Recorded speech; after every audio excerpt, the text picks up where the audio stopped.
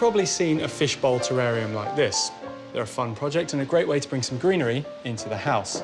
But what if you were to scale it up? I'm doing a fish tank and a coffee table, and I'm going to show you how. And this is the perfect project on a rainy day like today.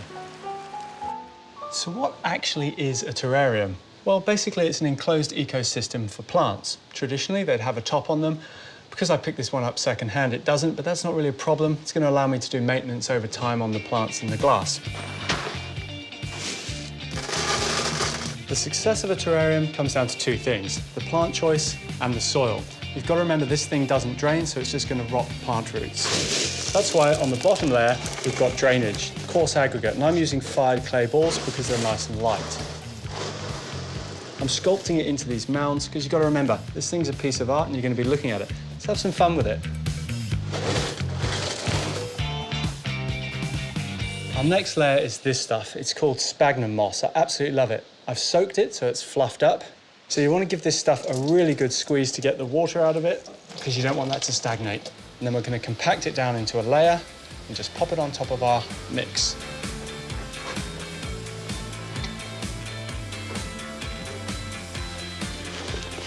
Our next level of the filter is this stuff. It's horticultural charcoal. Now this absorbs smells and also bacteria in the soil, so it's a must-have. With our landscaping done, we're moving on to soil works. Now I'm not using a normal potting mix, I've made my own. Now this is cocoa peat and coarse sand. Now the cocoa peat helps to hold on to moisture and nutrients, whereas the sand gives a bit of airspace and lets it drain.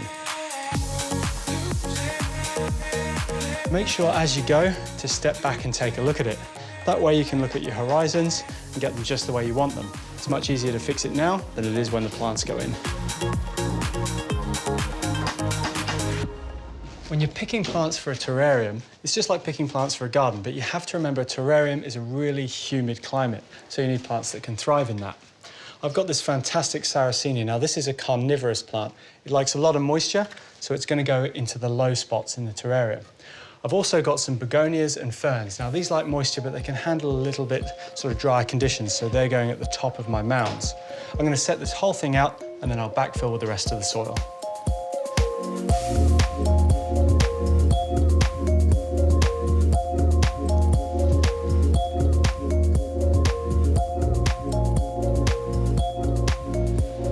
One tip, you need to be watering as you go. Just use a spray bottle. You don't want to use anything too harsh.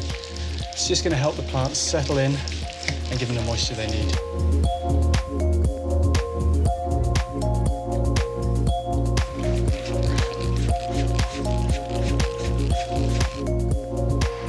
I've tied some tillandsia to this bit of driftwood. Now these plants are fantastic. They take all the moisture they need just from the air. I'm going to place them into the terrarium, and that's just going to give us a lovely vertical accent.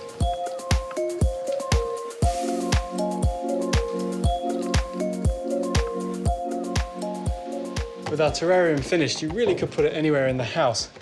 But I've knocked up this frame so we can have ours on the wall and make a real feature of it. Now this has got to be pretty sturdy because that fish tank is very heavy.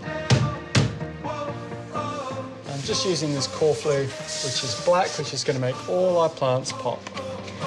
You're amazing. You're a ribbon in the sky, and you're the last thing when I sleep at night. Ready? Not really. Let's go. It's at least 100 kilos. Can we do it again? Can we crash and fall but get back on? I reckon that's light as a feather. Well, that wasn't easy, but it looked absolutely awesome. The sky. You may remember, as well as the fish tank terrarium, I said I was going to do a coffee table. Well, here it is. I actually found this on the side of the road, and I fitted it with a prefab pond liner to hold all our soil and plants.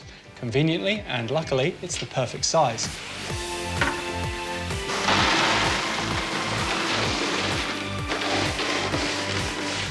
The soil mix in our coffee table is exactly the same as our fish tank terrarium, but because it's going to be heavy and we're using a plastic pond liner, it's going to sag, so I've reinforced it with a simple ply box. First clay balls, sphagnum moss, charcoal, and then soil.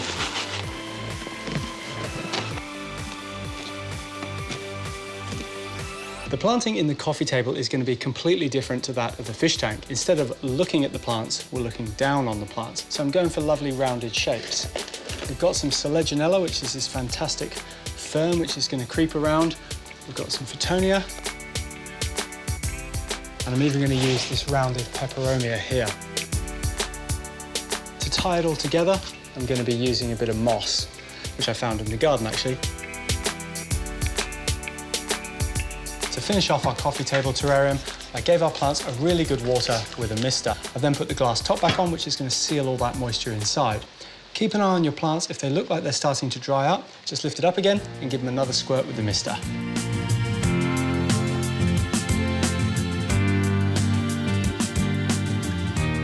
To finish off our fish tank terrarium, we've installed a grow light. Not only does this make all our plants stand out, it supports really healthy growth.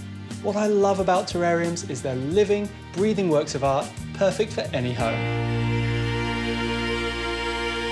With the weather cooling down and the garden growth moving a little bit slower, now is the perfect time to get into a bit of tool maintenance. And that means sharpening your shears, your secateurs and your axes. And the reason you do this is to give you nice clean cuts when you do use them again.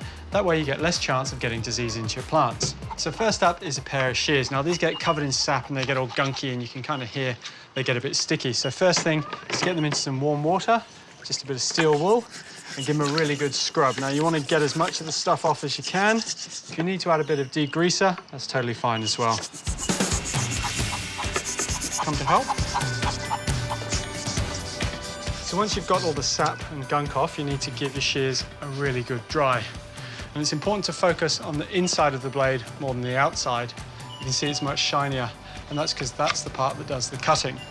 So give it a really good dry off, and then we're going to sharpen the blades. We're going to use a sharpening stone. It's really simple to use. You can just get it at your hardware store. You'll notice that your blade has a flat edge and a sloped edge.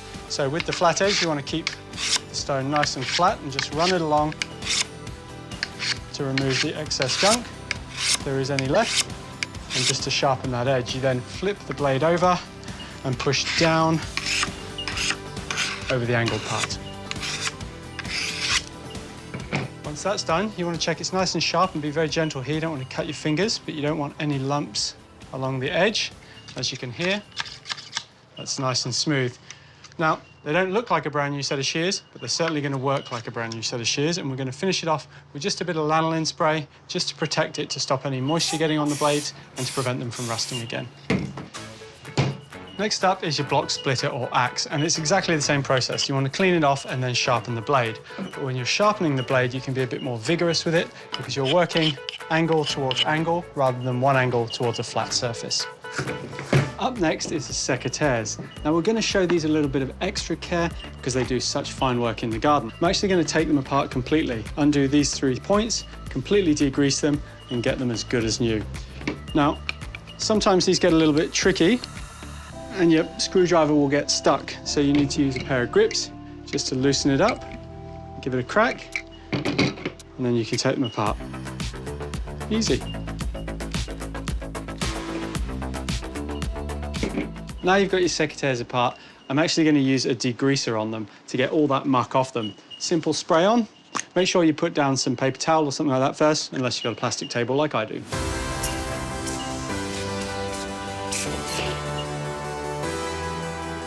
Now you're trying to get all the grease off, and just to make sure you've got all the grime, I'm going to give it a light going over with some sandpaper.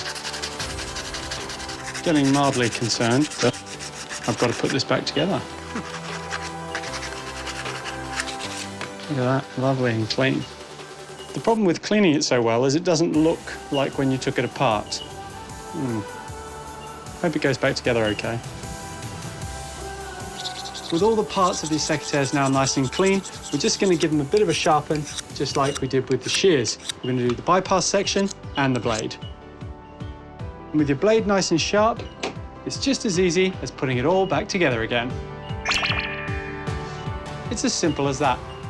I'm also going to give it a little bit of a spray with some lanolin, and that's going to keep the moisture out of all the parts that we've just cleaned off.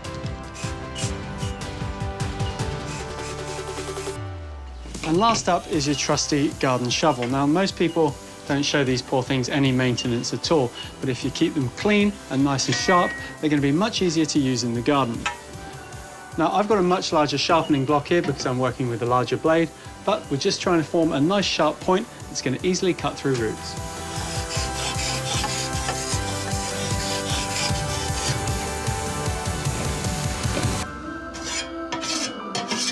It really is as simple as that. And with that done, there's no excuse not to get back out in the garden.